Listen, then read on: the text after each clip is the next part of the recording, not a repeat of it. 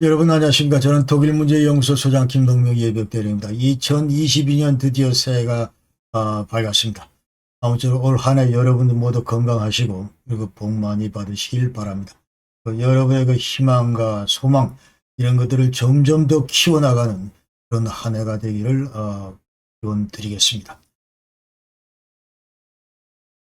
이 글은 육사 동기생이 제 친구가 저한테 보낸 글인데 뭐라고 썼냐면 그 청산 불로 그다음에 벽수 장류다 해서 푸른 산은 저기 저렇게 뻗디고 늙지도 않고 서 있고 그다음에 벽계수가 끊임없이 굽이굽이 잘 흐른다 이제 그런 얘기인데 아무쪼록 청산과 그 벽계수처럼 오랫도록 여러분들 모두 그 건강하시를 바라고 이런 염원을 담아서 함께 공유하고자 합니다. 제 친구는 육사에서는 그 중국어 그 교수를 했고 그다음에 서울대 중국과를 나와서 이 중국 문제 대가인데 그동안 끊임없이 이와 같은 그 서해에 관심을 가지고 계속 연마해온 결과 완전히 이제 대가 반열에 이르렀다 이렇게 생각이 듭니다. 청산 불로 벽수장류 여러분에게 소개를 드리고 또 올해가 이제 이민년이기 때문에 호랑이띠 아무쪼록 호랑이 기계를 받아서 앞으로 닥칠 여러 가지 어려움들 여러분 잘 헤쳐나가시길 바랍니다.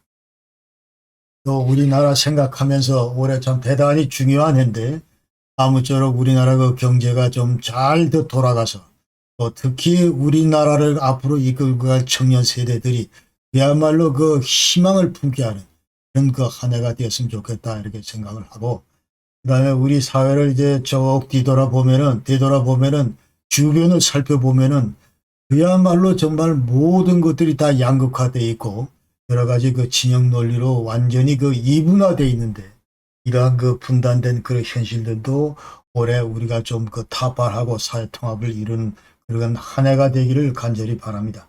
3월 9일 날 또 대선도 있는데 이게 대단히 중요하고 그래서 특히 젊은 사람들의 한 표가 여러분의 장래를 결정짓는 그런 표다 하는 것을 반드시 명심하시고 잘 투표를 해줄 것을 여러분 당부드립니다. 그리고 지난 4.15 총선은 누가 봐도 부정선거입니다. 이건 100% 부정선거인데 여기에 대해서 우리 사법부도 침묵하고 있고 언론도 침묵하고 있고 이와 같은 현상에 대해서 저는 개탄을 합니다. 개탄을 하고 아무쪼록 3월 9일 날은 우리가 그야말로 모든 이 컴퓨터 프로그램이나 이런 부정 선거의 소지 이런 것들을 반드시 막아야 된다. 또 정치권에서 앞으로 대선 후보자들도 이 문제에 대해서 진지하게 고민해야 된다.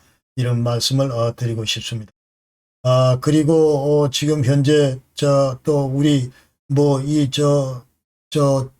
대선 주자로 나온 사람들 이렇게 보면은 그야말로 정말 망나니 중에 망나니 이런 사람이 어떻게 대선 후보로 선정이 됐을까 하는 그런 자괴심을 느끼게 하는데 이게 과연 대한민국 자유민주주의 대한민국 21세기에서 이게 가능한가 싶을 정도로 저런 자격이 안 되는 사람을 그나마 또 지지율도 30%가 넘는다고 하는데 도대체 이런 현상들이 어떻게 가능한가 믿어지지가 않습니다. 아무쪼록 하여튼 대한민국 올해 그야말로 중요한 해인데 이거 이제 잘 정리가 됐으면 좋겠다 그런 염원을 저는 개인적으로 합니다.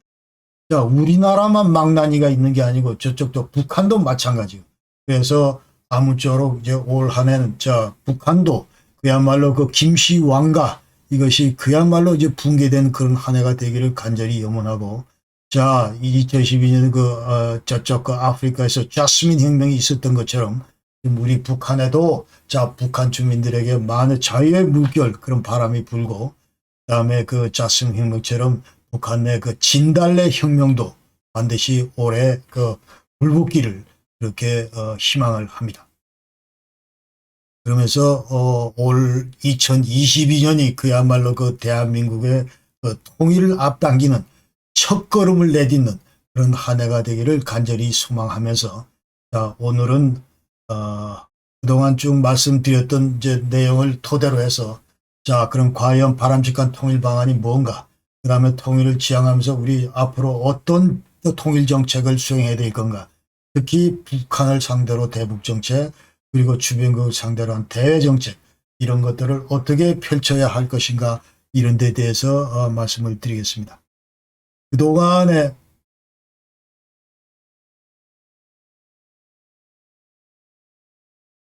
자, 그래서 오늘 그 말씀드릴 순서는 한반도 통일 지금 현재 어디쯤 서 있나 어디쯤 와 있나 이런 문제를 말씀드리고 그 다음에 여태까지의 우리의 그 기존 그 통일 방안 그 다음에 역대 정부의 그 통일 정책 대북 정책 대외 정책 이런 것들이 뭐가 문제였나 하는 것을 한번 짚어보고 그리고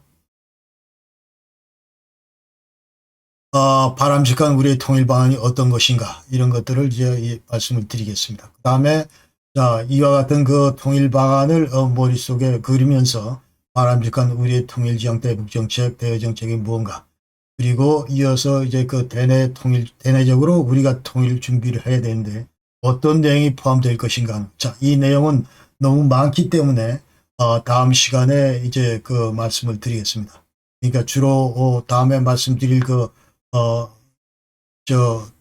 테마는 우리 사회가 지금 현재 남북 통일보다도 더 시급한 것이 바로 그 사회적으로 지금 완전히 양분화되어 있는 이 양극화 현상을 그 해소하는 것이다. 이런 말씀을 드리고 자, 이 주제로 이제 다음 그 통일 준비 과제로 말씀드리고 그 이어서 또 다른 주제는 앞으로 우리 대한민국에 닥칠 그런 어떤 위기, 리스크를 어떻게 관리할 것인가.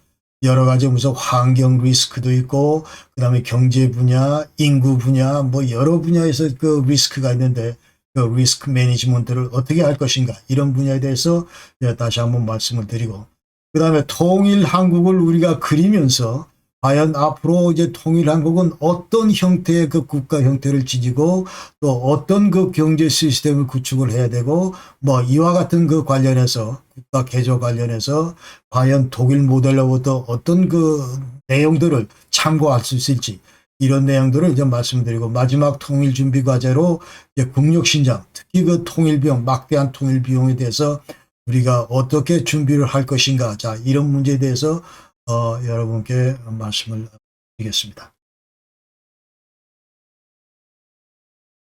자, 오늘은 이제 먼저 통일 여건 어디쯤 와 있나 서 있나 이 문제부터 이제 시작해서 여러분의 설명을 드리면 자, 이 주제는 지난번에 다 말씀드렸는데 지금 현재 자, 여태까지 제가 독일 통일 30년 교훈 그리고 바람직한 우리 한반도 통일 방안에 대해서 자, 특강을 이어오면서 여태까지 이제 독일 통일에 대해서 좀 말씀을 드렸고, 그 다음에 이제 한반도 그 안보 환경이나 이 통일 여건 관련해서 좀 말씀을 드렸고, 그 다음에 우리 통일 대상 북한이 과연 2021년 어디에 서 있는가 하는 걸 말씀을 드렸고, 그 다음에 과연 북한의 이제 어떤 이런 급변 사태, 이 문제에 대해서도 말씀을 드렸습니다. 그래서 자, 이제 오늘은 이제 통일 그 방안에 대해서 얘기를 하고 통일 정책에 대해서 얘기를 하는데, 자, 다시 한번 우리 그 통일 여건이 지금 어디쯤 와 있나 리뷰를 해보면, 자, 여기 오른쪽에 나와 있는 이 도표가 이제 완전히 우리 한반도 이 냉전 구조를 해체하고 평화체제 구축하는 문제 관련해서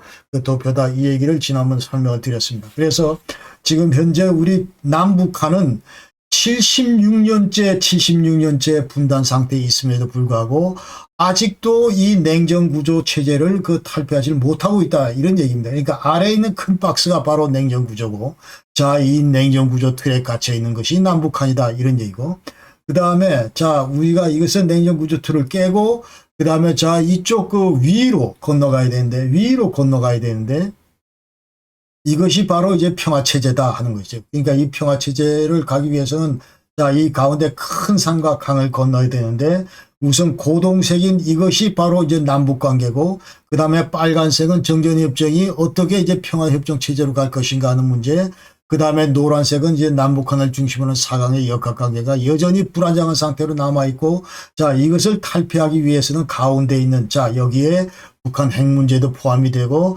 또 북한하고 미국하고 어떻게 수교를 하느냐 이런 문제들이 전부 들어 있다. 그래서 이 가운데 있는 5개 과제를 해결해야 되는데 아직도 전부 이 5개 과제 제일 그 첫 단계에도 아직 이르지 못하고 있는 것이 남북한의 현실이야. 그러니까 76년째 분단이 되어 있는데도 아직도 첫 발도 내디디지 못하고 있는 것이 대한민국 이 남북한 간의 우리 한반도의 현실이다. 이런 거를 지금 우리가 전부 알고 시작을 해야 된다. 이런 얘기죠. 자, 그래서 이 문제를 지금 말씀을 드리고,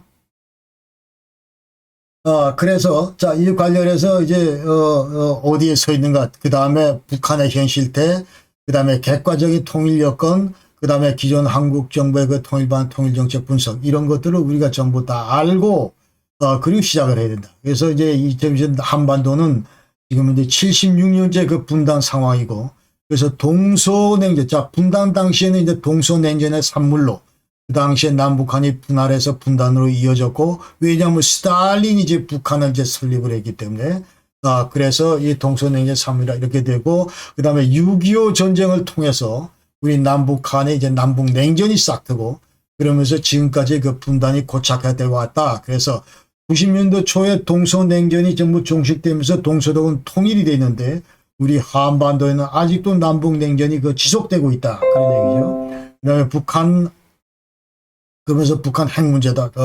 아직 핵무장한 상태고, 그러면서 그 흡수 통일 가능성 이런 것들은 이제 점차 낮아지고 있다. 이렇게 얘기할 수 있습니다. 그래서 한반도 통일 문제는 우리 남북한 같은 경우는 이 반드시 남북군 냉전 구조 이것을 그 탈피해야만 이제 가능하다. 이런 태제에 대해서 우리가 전부 동의를 해야 된다. 이렇게 말씀을 드리고, 그 다음에 우리 안보 환경이나 통일 여건의 모습을 보면은 사실은 그 분단 출발할 때는 이제 동서냉전의 큰 틀 속에서 어떤 이 남북한 간의 또 다른 다른 남북 냉전이 이제 딸이 들고 서 있었다. 그렇게 우리가 정의를 했었는데, 그러나 지금 현재는 자, 90년대 초 동서냉전이 전부 사라지고, 그러나 지금 현재는 한반도의 동서냉전의 기운이 조금 보이긴 하지만, 그러나 그보다 훨씬 더 큰 것이 바로 남북냉전이다. 우리 남한하고 북한하고의 그 냉전이 이제 주요 냉전의 핵심이다. 이렇게 우리가 정의를 내려야 되고, 그러면서 동서독보다도 훨씬, 당시의 동서독보다도 훨씬 우리 냉전 구조가 복잡하고 열악하다. 이런 말씀을 우리가 드리겠습니다. 그리고 지금 분단 상황에서 우리 한반도 문제는, 자, 지금 이 도표에서 보시다시피, 고동세 이것은 이제 순수 남북 문제고, 그 다음에 이 빨간색 정전협정에서 평화협정으로 바꾸고, 그 다음에 그 남북한 주변 사관과 역학관계, 이거는 노란색. 이거는 전부 이제 국제 문제다. 이런 얘기죠. 그러니까, 자, 좌측에 있는 그 빨간색과, 가운데 있는 빨간색과 오른쪽에 노란색, 이거는 이제 그 국제 문제다. 그래서 한반도 문제가 남북 문제에 있어서 국제 문제다. 그래서 이 분단을 완전히, 자, 이 분단 구조에서,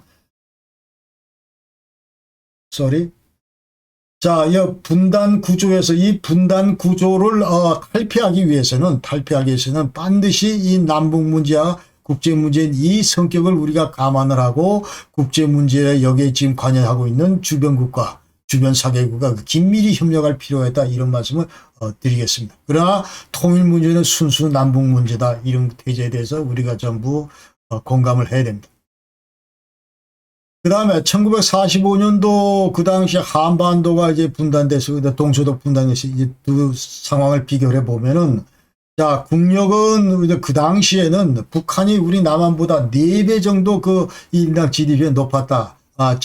국민 소득이 높았다. 그런 말씀 드릴 수 있고, 그러나 동서독 간에는 이제 소득이 월등히 높았다. 이제 그런 얘기를 할 수 있고, 그러나 2020년 현재는, 자, 한반도에는 이제 북한은 완전히 국력이 쭈그러들고, 우리 남한의 이제 54분의 1밖에 안 된다. 1.8%밖에 안 된다.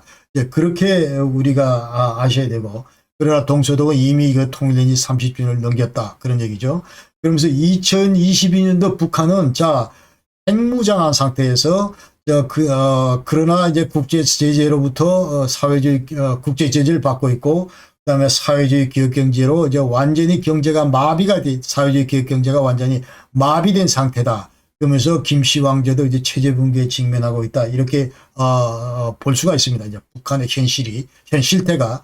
그래서 북한이 지금 현재 9개 그 유엔으로부터 그 생션을 받고 있는데, 예를 들어서 이제 비핵화를 할 경우, 비핵화를 하지 않을 경우, 자, 이 상황을 보면은 먼저 핵무장을 계속 유지하고 있을 경우 이제 국제 제재 압박이 고조되고 그다음에 이제 군사 공격 2018년도 우리가 예에서 보듯이 전혀 배제할 수가 없다 이런 상황입니다. 그러니까 또 만약 이제 비핵화를 할 경우 물론 이제 국제 제재가 해제가 되고 경제 지원 이런 혜택이 따르겠지만 그러면서 내부 통치 기반 그런 것도 구축이 되겠지만 그러나 이것은 필연적으로 개혁 세력과 군부 강경 보수 세력 간에 어떤 이런 갈등을 야기하면서 필연적으로 권력 투쟁으로 이어질 가능성이 대단히 높다. 그러면서 이제 급변사될 가능성이 고조될 것이다. 그래서 북한은 지금 딜레마가 이래도 죽고 저래도 죽는 그런 환경에 처해 있는 것이 북한의 오늘이다.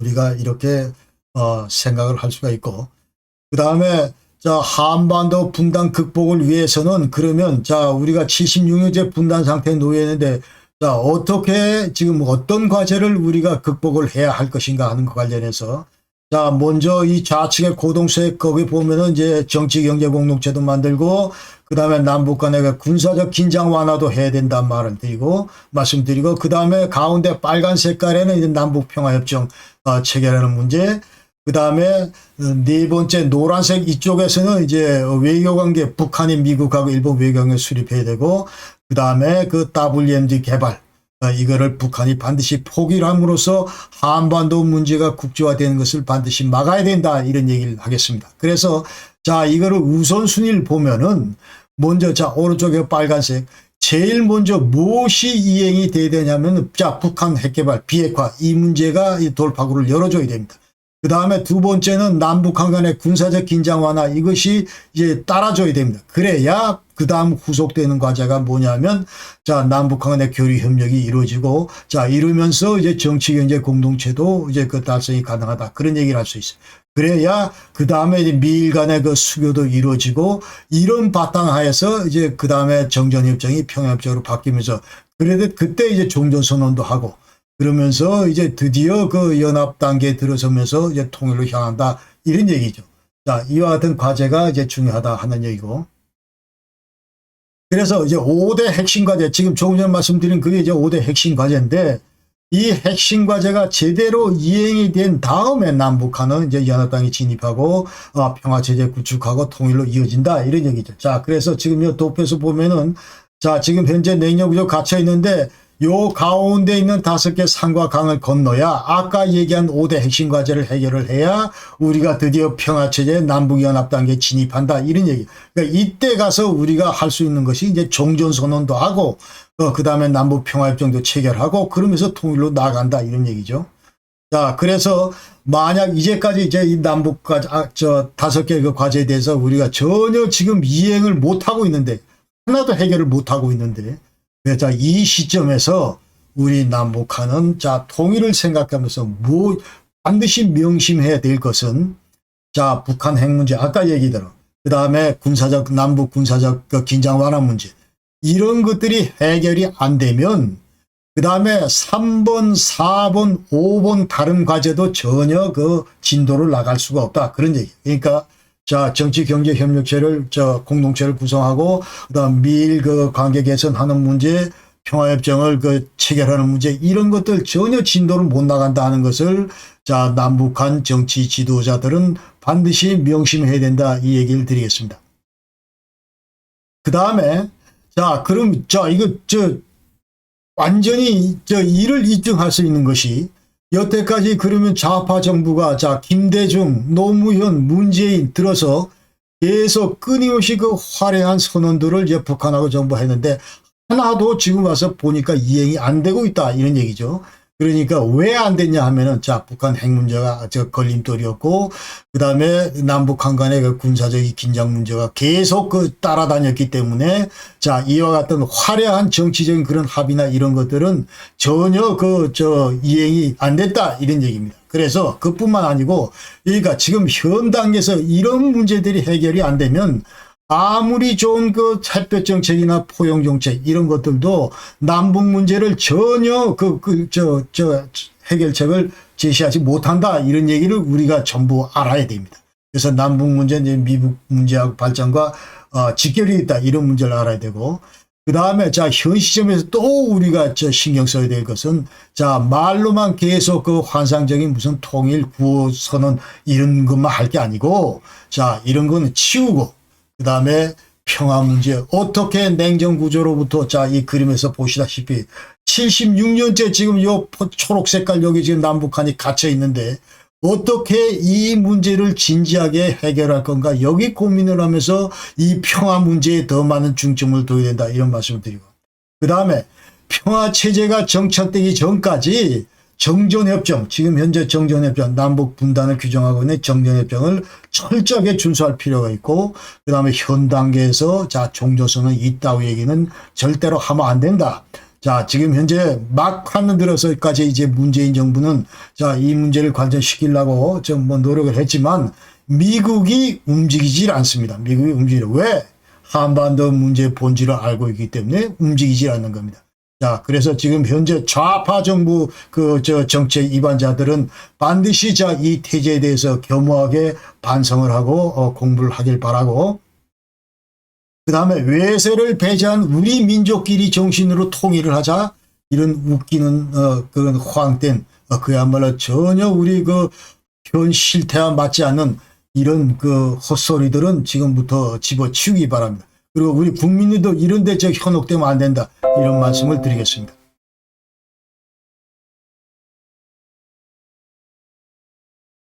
자, 그래서 그럼 과연 바람직한 종전선언 평화협정 체계 시기는 언제냐? 자꾸 평화체제, 평화협정 무슨 뭐 이런 얘기를 금과 옥조처럼 얘기를 하고 있는데 이거는 지금이 아니고 아까 얘기로 5대 핵심 과제가 성공적으로 이행한 다음에 드디어 남북관계가 남북연합 단계 진입을 하고 이 단계에 가서 우리가 추진하는 것이 맞다 이 말이에요. 그러니까 북한 비핵화가 되고 그다음에 남북한 간의 군사적 긴장 완화가 되고 그다음에 남북한의 교류 협력이 활성화가 되고 그러면서 정치 경제 공동체 이런 것들이 달성이 되고 그다음에 북한의 미일하고 수교를 하고 그다음에 가서 이제 나오는 것이 드디어 종전선언. 자, 이쯤 되면 유엔이 들여다봐도 한반도를 들여다봐도 전쟁 가능성이 없고 자, 이 정도 돼야 그때 가서야 우리 종전선언을 할 수 있다. 그런 얘기. 그러니까 89년도 그때 완전히 동서냉전이 종식됐을 때 미국과 소련이 이제 종전선언을 했던 것처럼 그 이후에 이제 그 CSE OSCE 이런 데서 전부 그 종전선언을 했던 것처럼 그래서 자, 그리고 나서 이제 정전협정이 평화협정으로 전환이 되고 그야말로 평화체제 구축되고 통일 전망이 볼 때 이때 가서 임박해서 하는 것이 맞다 이런 얘기. 자, 그래서 그러면 자, 알겠는데 그러면 자 5대 핵심 과제 이건 그럼 언제 진전이 되느냐. 76년 동안 우리가 분단하면서 계속 이 문제를 강조를 해왔는데 하나도 진도를 못 나가고 있는데 그럼 언제쯤 해결이 될 거냐 하는 거죠. 그래서 이것은 김정은 6호로 완전히 김씨왕조가 그 몰락을 하고 그 다음에 드디어 그 이제 완전히 그 70년 넘게 이어온 김씨왕조가 몰락을 하고 레짐 체인지가 된 이후에 그 다음에 그 수차에 걸쳐서 정권 교체가 이루어진 다음에 그야말로 그 실용주의 노선을 추구하는 지도부가 평양에 등장했을 때 가능할 것이다 이런 말씀을 드리겠습니다. 그러니까 제2의 고르바초프나 제2의 등소평이 평양에 나왔을 때 비로소 가능할 것이다. 그러니까 지금 현재 우리의 전략은 대북 정책의 목표는 명확하다 그런 얘기죠. 그러니까 76년을 되돌아봤더니 전혀 1cm의 전혀 1mm의 진전도 남북관계에 없었던 그 주된 이유가 바로 이와 같이 지금 현재 북한 정부의 북한 정권의 왕조 체제에 기인한다는 이런 것들을 우리가 명심을 하고 앞으로는 이제 우리의 그 레짐 체인지 여기에 지금 현재 올인해야 된다 그런 말씀을 드리겠습니다. 그래서 지금 현재 다행스러운 것은 점차 이제 시간이 갈수록 김정은 그 유고 시그널은 이제 커지고 높아지고 있고 레짐 체인지가 일어날 그런 가능성 이런 것들은 높아지고 있다. 그래서 통일을 향한 이와 같은 그 흐름 자체는 이와 같은 분위기 자체는 이제 통일을 하는 큰 변화고 앞으로 어떤 진전을 가져올 수 있는 그런 그 시그널이다 이렇게 저는 생각을 하고 이럴 때 비로소 이제 우리가 민족 공동체 통일 방안 중인 제1단계 화해협력 단계에 이제 진입할 것이다 이렇게 얘기합니다. 그러니까 94년도 김영삼 대통령 그 당시에 우리 민족 공동체 통일 방안 해가지고 정부 공식 통일 방안으로 지금 자리매김을 했는데 그럼에도 불구하고 1단계인 화해협력 단계에 지금까지 못 들어가고 있어요. 94년이가 벌써 지금 현재 26년째, 28년째 지금 현재, 못 들어가고 있다, 이 말이죠. 자, 그래서, 그러나 이제 김정은이 유고되고 하면은, 자, 이와 같은 이제 물꼬가 트일 것이다 하는 것이 이제 제 태제고. 자, 그때까지 조만간 이제 이런 상황이 도래할 텐데, 그때까지 우리 대한민국은 한미동맹 체제를 이제 굳건히 유지하면서, 그 다음에 북한 핵무장, 여기에 대한 그 억제력을 구비하면서, 어떻게 미국의 전술핵을 재반입하면서, 이 얘기는 이제 수차 지난번 영상에서 다 말씀을 드렸고, 그러면서 이제 북한하고는 공존 전략을 구비하면서 시간 벌기에 들어가는 이제 그런 그 전략을 우리가 세워야 된다, 이런 말씀을 드리겠습니다. 그래서 자, 통일정책, 이 통일방안 관련해서 좀 여태까지 뭐 이 내부적으로 지금 한국 내 여러 가지 이제 비판도 따라왔고, 그 다음에 좌우, 보수, 진보 진영 간에 이제 양 진영 간에 상호 대립해왔고, 자, 이런 것들이 있었다 하는 거죠. 여태까지 객관적으로 지난 과거에 그 있었던 걸 이렇게 보면은, 그러면서 이제 다시 한번 되돌아보면은 보수 우파 같은 경우는 자, 현재 아직도 아까 얘기대로 자, 남북한 간의 그 냉전이 지속되고 있기 때문에 이 냉전 체제 극복하는 것이 최우선 과제가 돼야 되고, 그렇기 때문에 자, 이 통일보다 더 시급하고 중요한 것은 냉전 체제를 해체하는 이런 문제다. 그러면서 통일은 중장기적인 시각에서 자, 우리가 준비를 해야 된다. 이제 이런 얘기를 보수 우파 진영에서는 하고 있고, 그러나 진보 좌파 진영에서 하는 얘기는 자, 냉전 체제 이것이 현실임에도 불구하고 자, 이와 같은 그 현실을 애써 무시하려고 노력을 해왔다, 그런 얘기죠.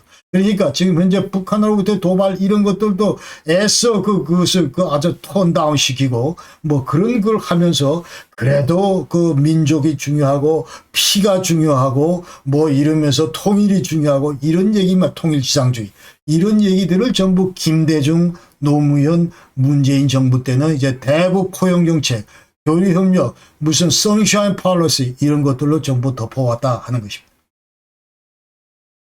자, 그래서 이제 앞으로 지금 이제 그 한반도 통일 방안, 자, 어떤 통일 방안으로 우리가 올인해야 할 것인가 하는 말씀을 드리겠습니다. 자, 아까 얘기대로, 자, 김영삼 때 YS대 민족공동체 통일방안 94년도 있었고, 그 다음에 김대중 그 3단계 통일방안이라는 게 있습니다. 이것은 이제 1973년도부터 그 당시에 그 정치인 김대중이 앞으로 대한민국, 자, 우리 한반도 통일은 이런 단계를 밟아야 된다 하면서 남북 연합단계, 연방단계, 통일단계, 자, 이렇게 얘기를 했고, 그 다음에 지금 현재 좌파 정부가 이제 금과 옥조처럼 계속 얘기하고 있는 것이 자, 한반도의 통일은 6.15 공동선언에 따라서 이제 우리가 통일을 사수를 해야 된다, 이렇게 지금 주장을 하고 있어요. 여기에 따르면은 남측의 연합 제한하고 그다음 북측의 그 낮은 단계 연방 제한하고 유사하다. 그렇기 때문에 남북한은 이 방향으로 통일을 지향하자, 이제 이 얘기를 하고 있습니다. 그래서 과연 지금 2번과 3번 이 얘기가 지금 현재 받아들일 수 있는 그런 그 통일 방안인가 하는 것이죠. 저는 이 2번과 3번 김대중 통일 방안 6.15 공동선언은 결코 바람직한 우리 대한민국의 통일 방안이 될 수 없다고 지금 주장을 합니다. 그래서 노무현하고 문재인 정부 때는 자, 6.15 공동선언이 대단히 중요하다, 14선언도 중요하다, 이런 얘기를 계속 지금 하고 있습니다. 그러니까 14선언 전문에는 뭐라고 되어 있냐면 자, 6.15 공동선언 정신 이거 재확인하고, 그 다음에 6.15 공동선언에 기초해서 남북관계를 이제 확대 발전시키자, 이런 얘기도 있고, 그 다음에 14선언 1항은 아예 뭐라고 되냐면 6.15 공동선언을 고수하고 적극 구현하자, 이게 1항으로 되어 있습니다. 자, 이제 그 다음에 그 판문점, 자, 2018년도 문재인이 그 4.27 판문점 선언에서는 자, 6.15 이게 중요한 날이기 때문에 우리가 기념을 해야 되고, 또 14선은 합의된 모든 사업, 40몇 개 그 합의된 남북 간의 사업, 이거를 적극 우리가 추진을 해야 된다, 이제 이런 얘기들이 전부 들어있으면서 자, 우리 통일방안, 저 김대중 그다음 6.15 공동선언 통일방안 이런 것들을 전부 지지를 하고 있는데, 그러나 김대중 그 3단계 통일방안은 결정적으로 다음과 같은 그런 그 문제점들을 안고 있습니다. 그 다음에 그러면서 또 6.15 공동선언과 얽혀 있기 때문에 자, 이것은 장차 우리 대한민국의 통일 방안으로 적절하지 못하다. 저는 이 주장을 지금 하는 겁니다. 그래서 왜 지금 현재 문제가 있냐 하면은, 자, 김대중 3당의 통일에서 뭐라고 얘기를 하냐면은, 자, 최소한 남북한 간의 그 정치적인 신뢰가 조성이 되면은 막바로 그 남북연합 단계에 진입을 한다. 그런 얘기예요. 그러니까 지금 현재 문재인이하고 김정은이가 예컨대 우리 진입 뭐 하자. 서로 합의하면은 그 순간부로 남북연합 단계 진입을 하게 되고, 연합 단계 진입한 이후에 남북 협력을 제도화하면서, 그때 제도화해 나가면서 화해 협력 이런 분야의 어떤 성과를 도출한다. 그런 얘기예요. 그러면서 김대중의 남북 연합 단계는, 자, 이건 남북 교류 협력 결과가 아니다. 지금 현재 우리 민족 공동체 통일 방안을 보면은 먼저 화해 협력하고 교류 협력해서 상호 그 어떤 이런 정치적인 신뢰적인 뭐 군사적인 그 신뢰가 구축이 된 다음에 그 다음에 남북 연합 단계로 넘어간다. 이렇게 돼 있는데, 지금 김대중의 남북 연합 단계는 이하 과정이 하나도 없고, 그러니까 남북 교류 협력 결과가 아니고 이건 전적으로 남북 당국 간의 그 정치의 결단 결과다. 이런 얘기죠. 그러면서 화해 협력 이런 것들은 나중에 따라온다. 그런 얘기. 그러면서 다시 얘기대로, 자, 우리 민족 공동체 통일 방안에서 얘기하는 정치의 신뢰, 군사적인 신뢰, 긴장 완화 이런 것들은 중요하지 않다. 그런 얘기. 그냥 필요 전제 조건이 아니다. 그런 얘기. 그러면서 먼저 남북 연합 단계 들어가고 하다 보면 이런 그 신뢰 구축이나 이런 것들은 저절로 따라온다. 이제 그런 얘기를 지금 여기서는 하고 있습니다. 그래서 남북 하고 있고, 그다음에 6.15 공동선언에서는 아까 얘기대로 남측의 연합제 하나고 이제 북측의 낮은 단계 연방제, 이게 유사하다 뭐 이렇게 얘기를 했는데, 자, 여기서 남측의 연합제 아니라고 하는 거는 김대중이 3단계 통일론 중에 1단계 남북연합 단계다. 이거는 우리가 전부 이제 이거 김대중 대통령도 2006년도에 전부 전 대통령도 전부 시인을 한 거예요. 그러니까 낮은 단계 연방제, 이거는 이제 북한의 고려 연방제 연방 단계다. 그렇기 때문에 김대중의 3단계 통일론하고 고려 연방제하고는 일맥상통하는 그런 개념이다 하는 것을 우리가 알아야 됩니다. 그래서 고려연방제라고 하는 거는, 자, 1민족, 1국가, 2체제, 2정부다 해서, 자, 이게 오래전부터 지금 북한이 주장해오는 그런 얘기인데, 자, 먼저 남북한 간에 이제 사상제도 이게 다르다는 걸 인정을 하고, 그 다음에 민족 통일정부 수립하고, 그 다음에 동등하게 이제 권한 의미로 지역자치를 실시하자. 이런 얘기를 지금 하고 있고, 그 다음에, 자, 남북한 대표, 그 다음에 해동포 대표, 이런 것들로 이제 최고민족연방회의를 우리가 구성을 하고, 그 다음에 예하에 연방상설위원회를 설치를 해서, 그 다음에 남북 자치지역 정부를, 그 다음에 정치국방 대문제 이런 데 대해서 지도 관할을 한다. 그런 얘기. 그러나 이 연방제의 그 아주 독소 조항이 뭐냐면 바로 이 선결 조건이 있는데, 이것이 이제 대한민국은 국법법을 철폐를 해야 되고, 주한미군을 철수를 해야 되고, 그리고 평화협정을 체결하는데 이건 북한과 미국과 해야 된다. 우리 남한하고 하는 것이 아니다. 이제 그런 얘기입니다. 그래서 자, 이 김대중 3단계하고 6.15 공동선언, 이거는 자, 우리 민족 공동체 통일 방안 중에 아까 얘기대로 화해 협력 단계를 전혀 고려하고 있지 않다. 그런 얘기예요. 그래서 현 시점에서 지금 현재 모든 그 화려한 그 여태까지의 어떤 6.15, 14 아니면 17 판문점 뭐 이런 9.19 이런 합의들 하나도 이행이 안 되고 있는 이런 그 작금의 현 그 상태를 볼 때 남북 연합 단계 진입 시 합의 내용이 촉진이 된다. 이거는 말도 안 되는 그런 소리다 하는 것을 우리가 알아야 되고, 그래서 김대중 3단계 6.15 공동선언 고려연방제 이런 것들은 절대로 그 한반도 전체 그 통일 방안으로 적절하지 못하다. 이런 것들에 대해서 우리가 알아야 됩니다. 자, 그러면 민족 공동체 통일 방안, 이것은 이제 저는 개인적으로 이제 바람직한 통일 방안이다 이렇게 생각을 하고, 그래서 민족 공동체 통일 방안, 이거는 이제 화해 협력을 통해서 남북한 간의 그 이질성도 서로 낮추고, 그 다음에 점진적으로 평화 통일에 접근하자, 이제 그런 얘기고, 그 다음에 북한의 그 체제 변화를 유도를 하면서 궁극적으로 민족 공동체를 건설하자. 이런 컨셉이기 때문에 우리가 전반적으로 이러한 큰 컨셉 아래서 앞으로 남북 문제를 풀어나가야 된다. 이런 의미에서 이제 민족 공동체 통일 방안이 이제 적절한 그 통일 방안이다. 이런 주장을 제가 하겠습니다.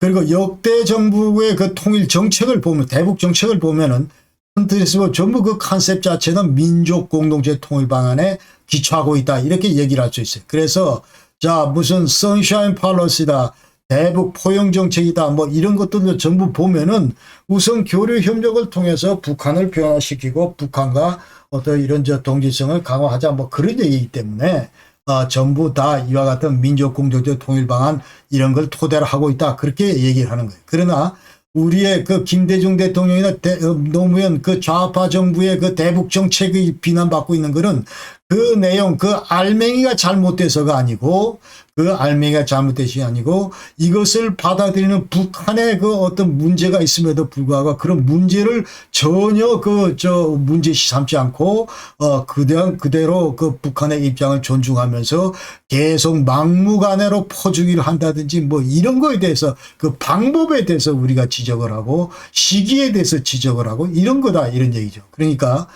이런 것들을 우리가 분명히 구분을 해야 된다. 그래서 역대껏 우리 대북 정책 그 내용 자체는 전부 민족 공동체 통일 방안에 기여하고 있다. 이렇게 얘기를 해야 되고, 그래서 여태까지 우리 대북 정책 내용이 이게 잘못된 게 아니고, 그러나 이것을 제대로 그 순수하게 in good faith로 선의로 받아들여야 되는데 이거를 in bad faith로 받아들이는 북한 지도부의 어떤 반민족적인 사고와 행태, 이런 것들이 그 문제가 된다. 이렇게 우리가 얘기를 할 수가 있다. 그런 얘기예요. 자, 그러면서, 자, 그래서 지금 현재 제 얘기는 아무리 우리가 좋은 통일 방안을 가지고 있고, 아무리 우리가 좋은 대북 정책을 가지고 있더라도 지금 북한 지도부가 바뀌지 않고, 자, 이와 같은 그 행태를 계속 그 답습할 경우에 전혀 남북 관계의 진전은 끌어낼 수가 없다. 이런 얘기를 우리가 할 수가 있겠습니다. 그래서 그래서 우리가 지금 민족 공동체 통일 방안 이 컨셉이 왜 한반도에 바람직한 그런 얘기냐면은 바로 교류 협력을 그 중요시하고 있기 때문에 그렇다 하는 얘기. 그러니까 지금 현재 70년 이상 그 남북 분단을 해서 이제 이질성이 커져 있고, 그 다음에 동질성 회복하기 위해서는 남북 간의 그 화해협력 기관 이런 것들 필요하고, 그 다음에 이런 것들은 전부 우리가 동서독 그 과정에서 통일 과정에서 분단 관리 과정에서 익히 다 우리가 배웠다는 거를 지난번 제가 20차례 그 독일 통일 관련된 영상을 통해서 수차에 걸쳐 말씀드렸습니다. 그러니까 자, 이게 독일 같은 경우, 동서독 같은 경우는 이제 동독 체제 변화를 위해서 40년을 소요를 했다. 그러면서 작은 걸음 정책이나 아니면은 이제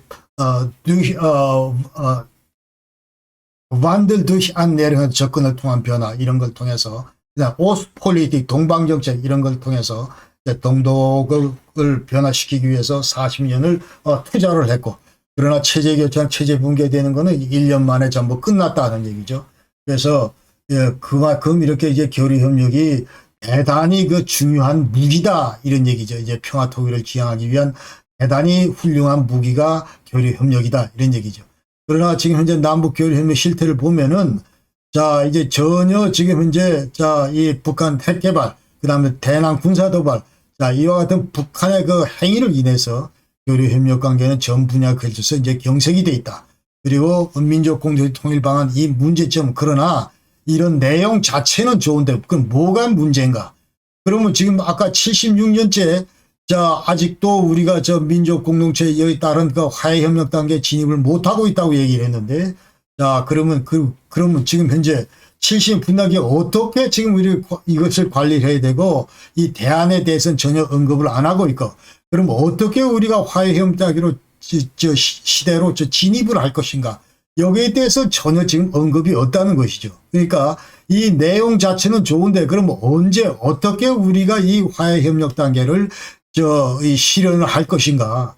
북한이 저렇게 바뀌지 않고 있으면 우리가 한 발도 지금 못 내디디고 있는 것이 우리 남북한 간의 현실이기 때문에, 자, 여기에 대한 그 어떤 그 과정 자체가 지금 이 민족 공동체 통일 방안에는 언급이 없다 이런 얘기죠. 그래서 자, 이와 같은 거는 이제 그 전제 조건은, 자, 민족 공동체 통일 방안을 이해하기 위한 전제 조건은 반드시 북한 김씨 왕조가 이제 퇴진을 해야 되고, 자, 이 퇴진 이후에 실용주의 노선을 추구하는 그런 노선이 들어섰을 때, 그런 정부가 들어섰을 때 드디어 제1단계 발을 내디딜 수가 있다. 그런 얘기. 그러니까 그 전까지는 북한의 그런 조짐이 보이지 않을 때까지는 자, 민족 공동체 통일 방안에 나오는 화해, 협력, 교류 협력 이런 얘기도 톤 다운해서 얘기를 해야 된다. 이제 그런 말씀을 제가 드리겠습니다.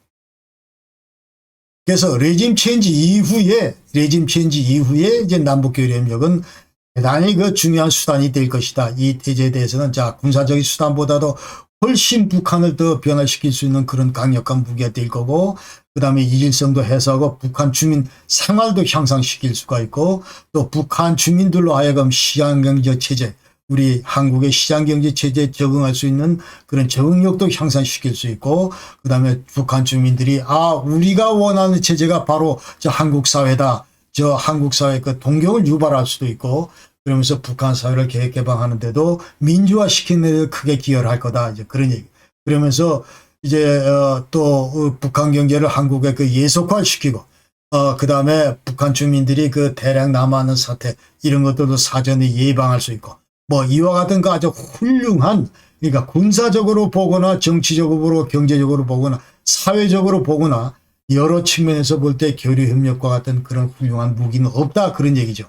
그러나 지금 현재는 이것을 추진할 그런 단계가 아니고 반드시 북한의 레짐 체제가, 왜 여태까지 우리가 시도를 했지만 북한은 항상 이걸 악의로 받아들이고 그야말로 그 콜라를 받아먹고 딴짓하고 쌀을 받아먹고 딴짓하고, 이것이 지금 현재 남북한 간의 그간의 그 교류 협력의 실태이기 때문에 이런 말씀을 드리겠습니다. 그래서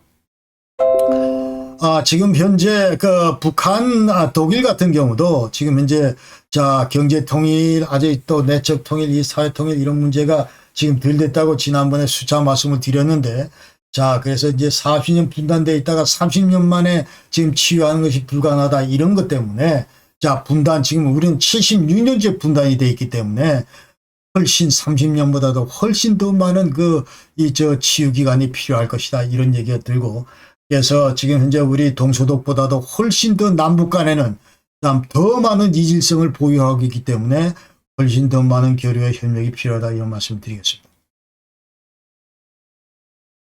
자, 그래서 이제 앞으로 이 대북 정책, 어떤 대북 정책을 수행해야 할 건가 하는 말씀을 드리겠습니다. 자, 대북 정책 먼저. 그래서 역대 정부 대북 정책은 자, 90년대 초에는 그 당시 이제 동서냉전이 종식되고 독일이 통일되니까 그 당시에 이제 한국 사회는 어떤 흐름이 있었냐면은, 자, 이제 공산주의에는 동독이 무너졌기 때문에 북한도 곧 무너질 거다 하면서, 자, 북한은 급변사태 난다. 그 다음에 자, 우리가 여기 대해서 흡수 통일 준비를 해야 된다. 이런 얘기를 우파 진영에서 했고, 그 다음에 좌파 진영에서는 흡수 통일 절대 반대다 하면서 이제 점진적으로 통일하자, 평화 공존하자 이런 얘기를 하면서 해협 정책, 대북 포위 정책 이런 거를 이제 강조를 했습니다. 그러면서 이제 우파 좌파 정권은 이제 뭐라고 서로 헐뜯었냐 하면은, 자, 상대 정권, 쟤들이 잘못해서 쟤들이 잘못된 대북 정책을 추진했기 때문에 우리가 여태까지 이제 분단 극복도 안 되고, 그 다음에 이와 같이 갈등을 빚고 있다. 이렇게 전부 상대방에게 책임을 전가하는 그와 같은 입장들을 전부 취했다는 거예요. 여태까지 지금 그러고 있다는 거예요. 그러니까 정권이 바뀔 때마다 대북 정책이라고 내놓는데 그 내용 알맹이를 들여다보면은 전부 전 정권에서 했던 거 반대로 좀 한다 이 말이죠. 자, 이와 같은 경향이 있었고, 그러나 모든 문제는, 우리 대북 정책 주제는 모든 문제는, 자, 우리 대한민국의 정책, 지금 좌도 그렇고 우도 그렇고 내용 자체는 제가 볼 때 전부 좋은데, 자, 이것을 받아들이는 북한 정권의 기인은, 제대로 받아들이지 않는 북한 정권을 기인한다. 이런 얘기를 우리가 알아야 되는데, 지금 이제 그거를 우리가 전부 묵과하고 전부 상대 진영의 어떤 대북 정책에만 문제가 있는 것처럼 전부 몰아갔다 이 말이죠. 그러면서 좌파 정부가 또 이제 무슨 얘기를 하냐면은, 자, 이거는 좌파 정부의 결정적인 핵심적인 어떤 결정적인 실책이라고 저는 생각하는, 오류라고 생각을 하는데, 자, 남북 관계가 경색된 주요 이유가 뭐냐? 그러면서 항상 좌파 정부 얘기는 문재인이 이거 뭐 대선 시작할 때부터 항상 얘기가 우리 남한이 오이사 조치를 2010년도 천안 폭침 이후에 내렸는데 그러면서 모든 그 교역관계 지금 나오죠. 교역관계 불허하고 우리 국민들 방북 불허하고 무슨 신규 투자 대북 지원 사업 이런 거 전부 불허한다고 했는데 이런 오이사 조치 때문에 지금 남북 경협이 차단됐다. 오이사 조치 풀어라 이런 얘기. 그다음에 6.15 선언 대단히 좋은 거고 14선언 대단히 좋은 건데 공동선언 이거 왜 이행을 안 하냐. 그 다음에 국제사회 대북제재 너무 심각하다. 이거 빨리 좀 완화시켜야 되겠다. 그러면서 문재인은 지금 전 세계를 돌아다니면서 이 문제를 완화시키기 위해서 지금 얘기하고 있는 것이 현실입니다. 그러나 이 문제점, 왜 우리가 오이사 조치를 내렸죠? 그러니까 여기에 대해서 근본적인 문제가 해결되지 않고서는 이거를 지금 처리할 수 없는 것이 현실이라는 것을 왜 좌파 진영은 좌시하지 않냐 이 말이에요. 그러니까 천안함 폭침에 대해서 진정성 있는 사과를 하라 이 말이에요. 연평도 포격에 대해서 사죄하라 이 말이에요. 재발 방지 약속하라 이 말이에요. 이게 뭐가 그렇게 어려워서 지금 현재 북한은 아직까지 이루어지지 않는다. 그렇기 때문에 지금 현재 여태까지 역대 정부들이 이거를 쉽게 해제할 수가 없었다 그런 얘기. 그 다음에 지금 현재 왜 생션이 가해지느냐. 북한이 지금 핵 문제 포함해서 WMD 개발 포기 이게 전제가 되지 않기 때문에 그렇다. 그래서 이 문제가 해결되지 않으면 남북관계에 대해서는 기대하기 어렵다. 이런 것들은 지금 국제사회 흐름이다. 이거를 객관적으로 우리가 보고 판단을 해야지 왜 자꾸 정부에다가 상대 정부에다가 지난 정부에다 이런 문제들 이런 본질적인 문제를 거론하지 않고 계속 지역적인 문제들로 자꾸 상대방의 그 실적인 것처럼 몰아가냐 이 말이에요.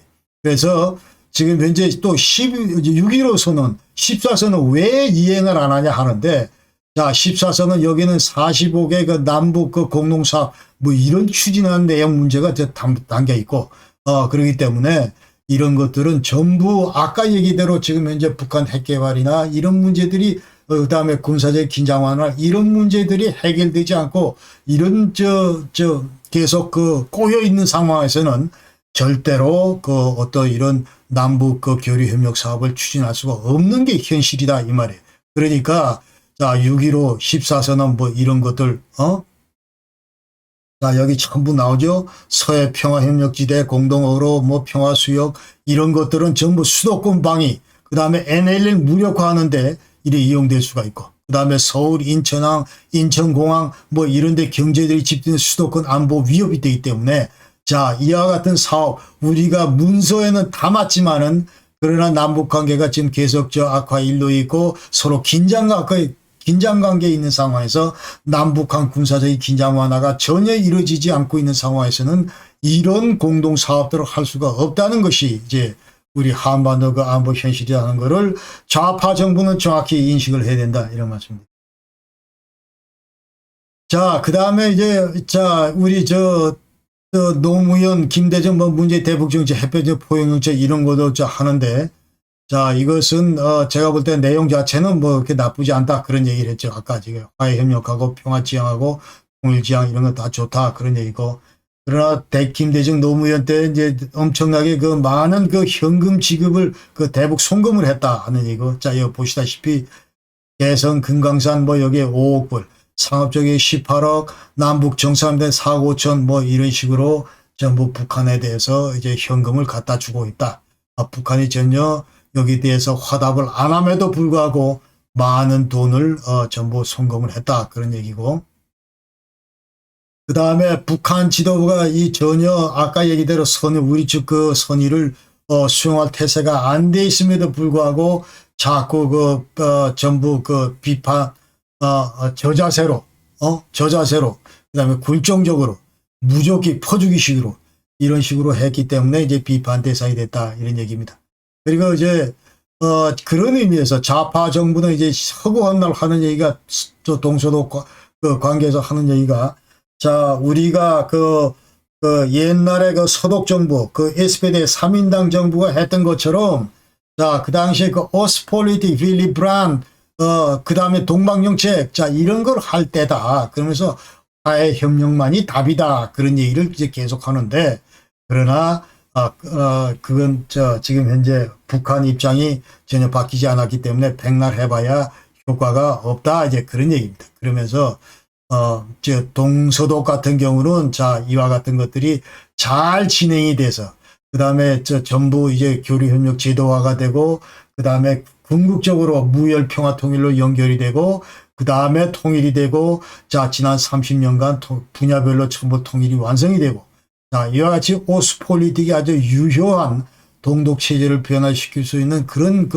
정책이었음에도 불구하고 우리 남북한 간은 적용이 지금 현재는 유감스럽게도 안 되는 것이 현실이다. 그런 얘기. 그래서 한국 정부는 계속 무슨 좌파 정부 앞으로 들어설지도 모르지만은 계속 좌파 정부 동방 정책을 얘기할 때가 아니다. 그런 얘기.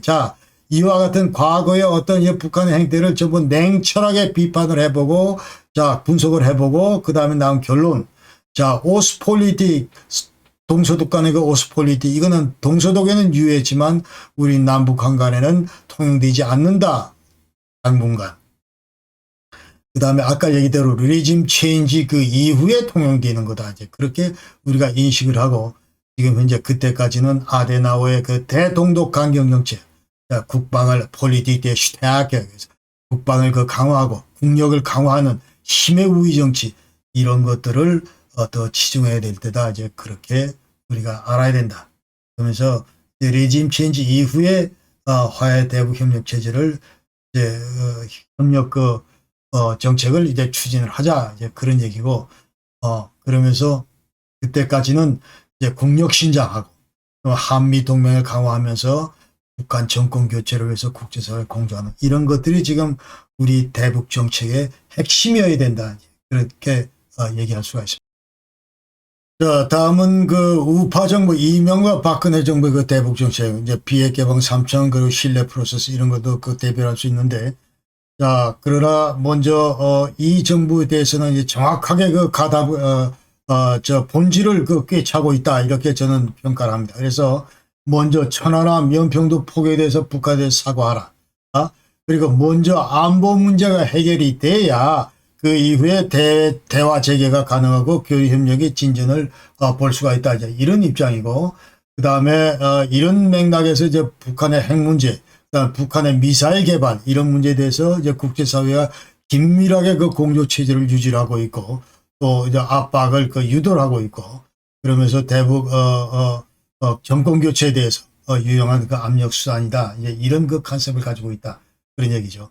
그러니까 전 남북 관계가 이제 경색된 이유는 아까 얘기대로 현재 북한이 천안함 폭침이나 연평도 포격, 북한의 대남 도발, 북한 핵실험, 미사일 발사 이런 것들로 인해서 이제 국제사회 제재가 내려졌다는 것을 우리가 이제 알아야 되고, 그러나 근본적으로 북한 지도부의 어떤 이런 변화 없이는 아무리 좋은 정신을 좋은 내용을 갖춘 그런 대북 정책이라도 결코 이제 성과를 거둘 수가 없다는 것을 우리가 알아야 된다. 그런 얘기예요. 그래서 현재 북한 지도부는 앞으로 북한 지도부는 이제 적화 통일하고 핵무장 그다음에 군사적인 대치관계 이런 걸 만약 지속하고 있을 경우는 남북 간의 교류협력 정책을 일관되게 추진할 수 없다. 이런 사실을 명심해야 됩니다. 그래서 또 북한이 호응하지 않는데도 불구하고 계속 퍼주기를 한다든지 이러다 보면은 끊임없이 국민들로부터의 비판 이런 것들이 뒤따를 것이다 하는 것이죠. 그래서 이제 앞으로 독일의 경우를 참고로 할 때 한반도에 그럼 어떻게 무혈 평화 통일이 가능할 건가? 전제 조건은 뭔가? 그래서 어떻게 그럼 한반도 냉전 구조 해체하고 지금 평화 체제 구축하고 그러면서 우리 대북 정책 이제 이런 것들이 앞으로 핵심 목표가 돼야 되는데 이와 관련된 전제 조건이 뭔가 하는 것이죠. 먼저 첫 번째는 아까 얘기대로 평양에 제2의 고바초프나 등소평이 등장을 해야 된다. 그러면서 실용주의 노선을 추구하는 그런 지도부가 들어서야 된다. 이제 그런 말씀을 드리고. 그다음에 이러한 지도부가 들어섰을 때 이 지도부들은 이제 그야말로 적화 노선을 포기를 하고 그다음에 대량 살상무기 개발을 포기를 하고 비핵화를 하고 그다음에 남북한 간의 군비 통제를 통해서 군사적인 긴장 완화를 추구를 하고 그러면서 이와 같은 여파로 이제 북한 사회가 민주사회로 변모되고 북한 주인이 이제 한국 사회를 동경하게 되고 북한 군부가 온건 노선을 지향하게 되고 자, 이와 같은 그 상기 전제 조건이 돼야 비로소 우리가 한반도 무혈 평화 통일을 달성할 수가 있다. 그런 얘기입니다. 그래서 이러한 전제 조건, 상기 전제 조건은 이와 같은 거 볼 때 이거는 이제 전적으로 북한 내부적인 상황이 내부적으로 전부 이런 상황들이 충족이 돼야 된다.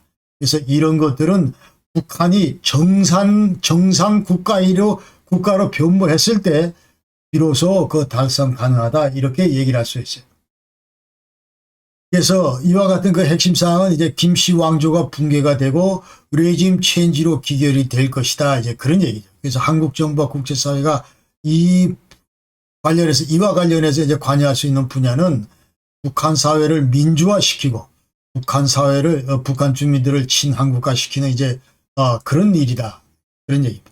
그래서 만약 이런 북한 사회가 민주화되고 북한 주민들이 이제 친한국화되 이런 성향이 점차 이제 강화될 경우에 활성화될 경우에 이제 북한의 정권 교체, 그러니까 북한 군부 온건화 이런 것들이 이제 좀 더 탄력을 받을 수가 있을 것이다.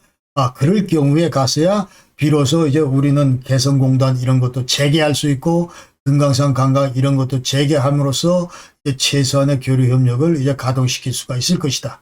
그러면서 다시 이거는 또 맞물려서 북한 주민들을 친한국화시키고 또 북한 사회의 그 자본주의 물결을 침투시키는데 활용할 수 있을 거다. 이런 것들이 서로 좀 맞물려 돌아갈 수 있다 이 말이죠. 그러니까 가장 우선되는 것은 레짐 체인지다. 이런 얘기를 지금 계속 저는 하고 싶습니다. 그래서 통일을 지향하면서 이제 대북적인 목표 이거는 이제 확실하다 하는 거죠. 앞으로 이제 어느 정부가 들어서더라도 우리 대북 정책의 목표는 북한을 1989년 동독 수준으로 바꿔나가자 하는 얘기입니다. 그러니까 북한의 동독화 이거를 이제 추진하자. 그 첫 번째 과제가 북한 지도부를 아까 얘기대로 테크노크라트로 전부 정권 교체를 하자 하는 얘기죠. 그러면서 지금 얘기대로 전부 다 WMD 비핵화 이런 것도 하고 신지도부가 이제 민주화 산업화 선진화 이런 것도 동시에 추구하고 그러니까 새로운 부대에 새로운 수를 담아야 된다 이런 얘기죠. 자, 이 과제를 위해서 우리 한국 정부가 역할은 북한 정권 그 생존에 도움이 되는 모든 지원이나 자금 흐름 이런 거를 차단하라 그런 얘기고 국제 제재가 지금 이루어지고 있는데 이거를 강화하는 데 우리가 기여를 해야 되고 대북 압박에 적극 동참을 해야 된다. 국제사회가 긴밀한 조율하면서 김씨 왕조 체제가 붕괴되는데 우리가 가닥을 잡아야 되겠다. 이런 방향대로 우리가 움직여야 되겠다. 그 얘기를 지금 제가 하겠습니다. 그 다음에 두 번째 과제는 북한 사회를 그 민주화시켜야 되는데 이것은 북한 주민 그 인권을 보장하고 헌법에 따라서 예컨대 그 다음에 이제 사법기관이 독립적이어야 하고 그 다음에 종교 언론 집회 자유 이런 것도 허용이 돼야 되고 이와 같이 북한 사회가 민주화되는 과정에서 우리 한국 정부의 역할은 그 다음에 자유민주주의 사상 자본주의 사조 이런 걸 침투시켜야 되고 그 다음에 북한 내 이제 반독재 민주화 의식화 이런 거를 주도할 수 있는 그 혁명 세력을 구축하고 개혁 개방 세력들을 그 구축할 수 있도록 우리가 준비를 해야 된다 그런 얘기예요. 그러면서 모든 그 대북 선전 매체나 또 대북 방송이나 아니면은 2만 5천여 명의 그 탈북자로 활용하든지 아니면 국제사회 공조 체제를 강화하든지 이러한 수단을 통해서 어떤 형태로 북한 사회의 그 민주화 바람이 불도록 그러면서 그 진달래 혁명이 지금 2022년도에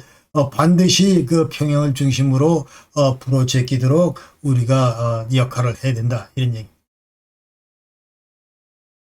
세 번째는 북한 주민을 친한국화 시키자. 그러니까 자나깨나 이제 북한 주민들이 한국 사회를 동경을 하고 그다음에 공산 체제를 부정하는 그런 주민들로 바꿔나가야 된다.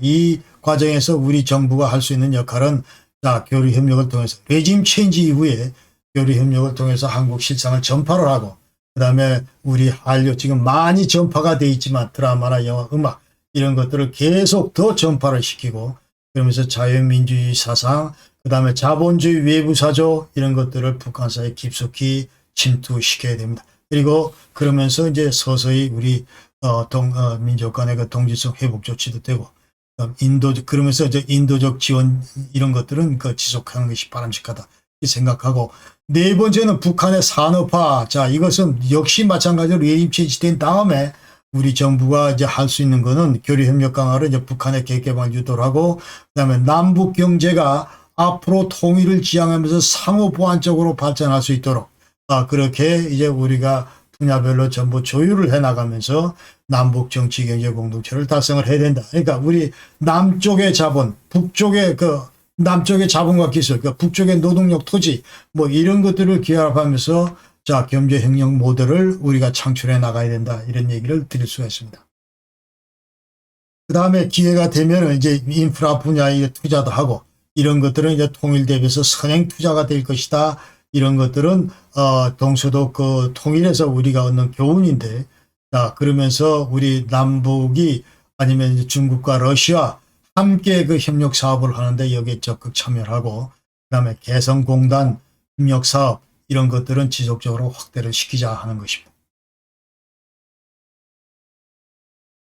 그 다음에 마지막으로 자, 대북 정책 목표는 북한 군부를 그 민주군대화 시키는 거다. 그러니까 문민 통제가 이루어지고 그다음에 국민을 위한 군대 개념이 정착될 수 있도록 자, 우리가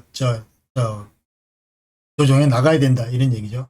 그러나 자, 이와 같은 그 5대 핵심 그 이행 과정은 자, 이건 전적으로 지금 현당에서는 어렵고 이제 레짐 체인지 이후에 신지도부가 들어섰을 때 북한 비핵화가 이행이 되고 그다음에 국제 제재가 그 해제가 되고 긴장 완화가 남북 군사적 긴장 완화가 되고 냉전 체제 해체되고 그러면서 이제 통일의 그 물꼬가 이어지고 이와 같은 것들이 이제 전부 이어질 것이다.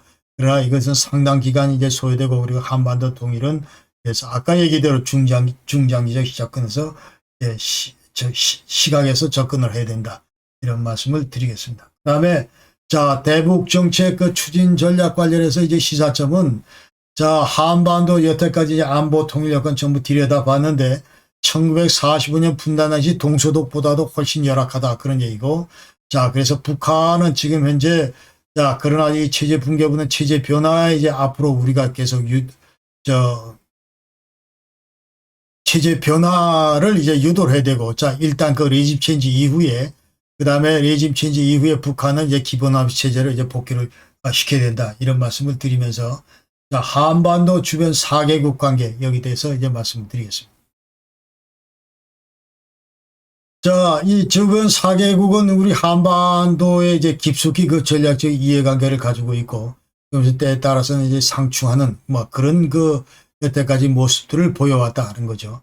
그러니까 동서냉전 당시에는 주변 4개국은 항상 남북한을 중심으로 해서 두 개의 그 삽 시스템을 유지하고 있었다. 그래서 우리 한국을 중심으로 미국과 일본, 북한을 중심으로 중국과 러시아 이 두 개의 삽 시스템이 서로 대립하고 있었고, 그러나 동서냉전 당시에 그러면서 그 당시에 냉전 당시의 4개국의 이해는 이제 한반도 분단이 이 4개국 이해와 일치를 했다 이런 얘기를 할 수가 있고, 그러나 90년 초에 동서냉전이 종식된 이후에는 자, 그리고 이제 중국하고 러시아가 우리하고 수교를 맺은 이후에는 굳이 이제 한반도 분단이 이제 뭐 중국과 러시아의 이해와 일치한다 이러지는 않는다 그런 얘기죠.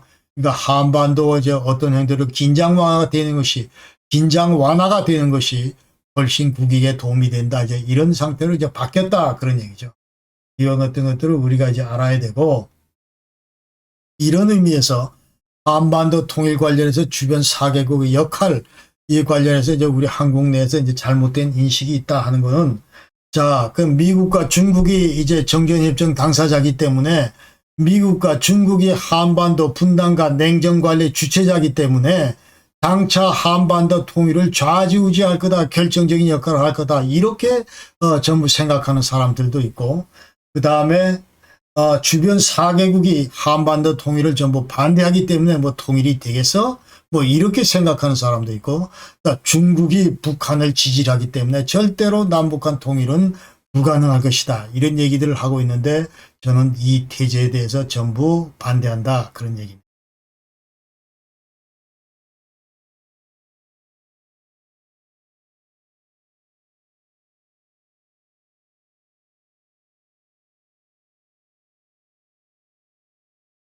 자, 그래서 한반도 주변 그 사개국의 역할 관련해서 이제 그 당시 동서독 그 당시의 전승 사격과 역할, 자, 이것을 간략히 그 비교를 해보면은 주변 사개국은 우리 한반도 통일을 그 결정짓는 절대적 권한을 갖고 있지 않습니다. 그래서 독일 문제하고 이제 한반도 문제와 근본적으로 차이점이 바로 이건데, 그러니까 전선 4개국 같은 경우 미국, 소련, 영국, 프랑스 같은 경우는 동서독의 그 분단 극복, 그 다음에 독일 통일에 대해 결정적인 그 권한을 보유하고 있었다. 이렇게 얘기를 할 수 있어요. 그러니까 그 당시에 분단 당시에 이제 그 서독, 동서독 그 분단 관련해서 국제법적인 그런 구속력을 갖는 조약이 자, 이와 같은 것들이 있었다 하는 것이요. 베를린 선언서부터 포츠담 협정, 그다음 독일 조약, 베를린 지구 전승 4개국, 그다음 오데나에서 국경선, 그 오스케비트, 동부 영토 문제, 이런 것들 관련해서 전승 4개국이 전부 다 이 저 키를 가지고 있었기 때문에 함부로 이제 또 동서독은 여기에 대해서 어떤 이런 그 운신의 폭이 그 없었던 것이죠. 그래서 이제 독일 문제, 독일화, 이거는 분단 척이부터 근본적으로 불가능했던 반면에 우리 한반도 통일 주체는 남북한이고 한반도 문제의 이 남북화, 이건 근본적으로 가능하다, 이런 말씀을 드릴 수가 있습니다. 어느 누구도 지금 현재 우리 남북한의 분단을 강요하는, 그다음에 통일을 제약하는 그런 그 어떤 국제조약, 구속력을 갖는 국제법적인 그런 조약들이 없다 하는 것을 우리가 알아야 됩니다. 그러니까 정전협정, 이거는 남북한 지금 6.25 전쟁 그 이제 분단 관리를 하는 거고, 자, 이거 전쟁 관리를 하는 거고, 자, 이것은 결국 너희들이 계속 분단해 있어라, 통일되면 안 된다, 뭐 이렇게 구속하는 조약은 아니다 하는 것을 우리가 알아야 됩니다.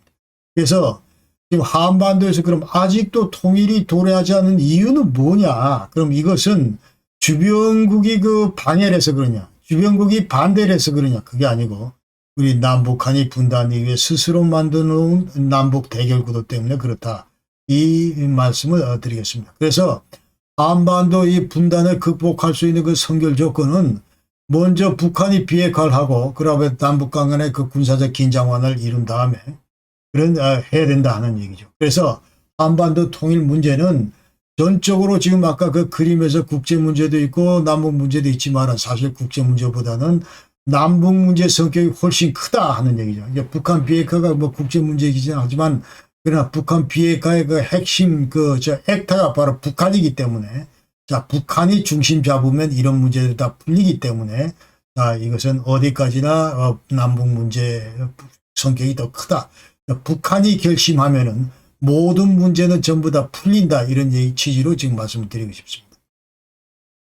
그래서 남북한은 이제 긴장 합의, 이제 만약 긴장 완화에 합의를 못하고 우선 냉전 구도, 대결 구도 이런 걸 계속 우리가 지속할 경우에, 자, 주변국들은 아까 얘기대로, 자, 긴장 완화가 우리 국가 이익에 전부 일치한다, 4강의 국가 이익에 일치한다, 이렇게 제가 말씀을 드렸는데, 그러나 정작 당사자인 남북한이 지금 해결책을 못 잡고 계속 여기에서 이제 가서 마찰을 빚고 갈등을 유지하기 때문에, 서로 대결 구도를 유지하기 때문에 너희들이 그러는데 뭐 하면서 돌아서 제3자 입장에서 이제 한반도 분단을 엔조이 한다는 거죠. 그러니까 남북 상대로 따로따로 가지고 나면서 때에 따라서는 무슨 남한 편 들었다가 북한 편 들었다, 이런 거를 마음대로 할 수 있다, 이 말이죠. 그러니까 장난질을 할 수 있다, 이런 얘기죠. 그래서 모든 지금 현재 주요 그 액터는, 한반도에서 뛰어내는 주요 그 플레이어는 남한하고 북한이다, 이런 얘기예요. 우리끼리 서로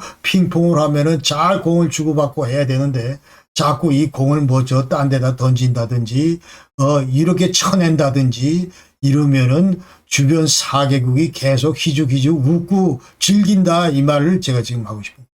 그래서 자, 4개국의 이해가 상충되기 때문에 남북 간의 냉전 분단이 지속된다, 이 논리는 더 이상 이제 통용이 안 된다, 그런 얘기. 더 이상 주변 4개국한테 분단 책임을 전가해서는 안 된다, 이 말씀을 제가 드리고 싶습니다.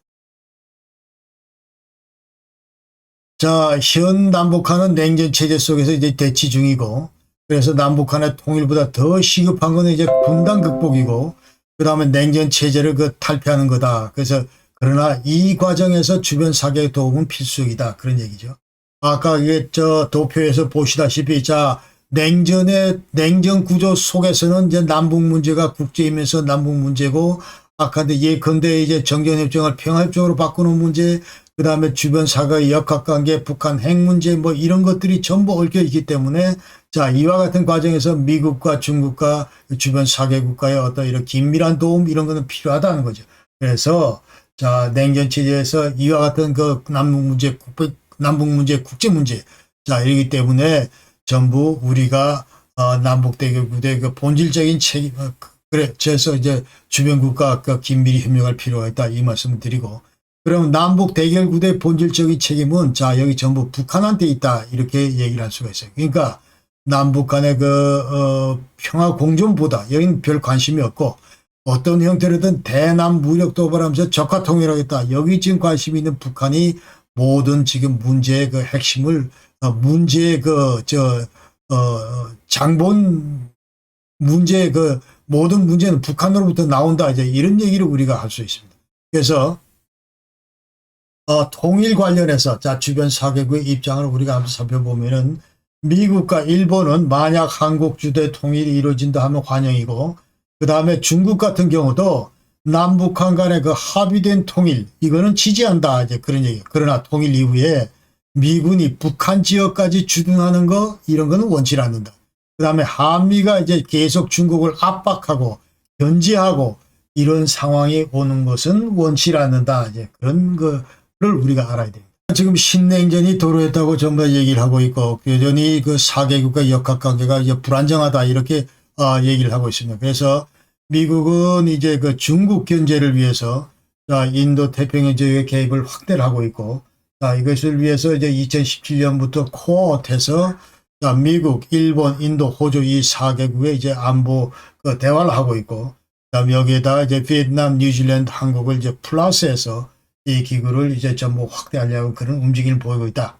그다음에 중국은 이미 G2로 부상을 하면서 지역 내 이제 영향력을 확대하고 있고, 그 다음에 이제 중국의 여기 제해권을 장악하고 이를 위해서 이제 해군 전력을 강화하고 있고, 또 일본도 이와 같은 그 추세에 이제 대응하기 위해서 재무장을 서두르면서 우경하고 있는 그런 추세다는 얘기죠.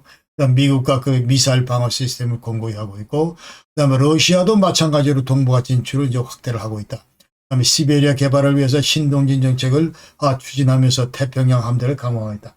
이와 같이 4개국이 이제 동북아에서 서로 전력을 이제 계속 키워나가고 있는 이런 그 와중에서 또 지역 국가 간의 영토 분쟁은 여전히 그 불씨로 남아있고, 그러니까 독도, 쿠릴열도, 난사군도, 센카쿠 이와 같은 데서 이제 서로 해저 자원 확보하고, 그 다음에 해안 진출로를 확보하기 위해서 각국의 사활적 그 이익과 그 연결되어 있는 것이 바로 이 지금 영토 분쟁의 현 주소다 이런 얘기를 할 수 있고, 그 다음에 이 한반도는 여전히 지금 이제 뭐 말 안 해도 다 아시다시피 이제 불안정한 그런 상태고, 그러면서 이제 지역 국가 간의 군비 경제도 가속되고, 그 다음에 동북아 지역의 핵 확산 이런 것들도 계속 이제 고조되고 있는 그런 추세다.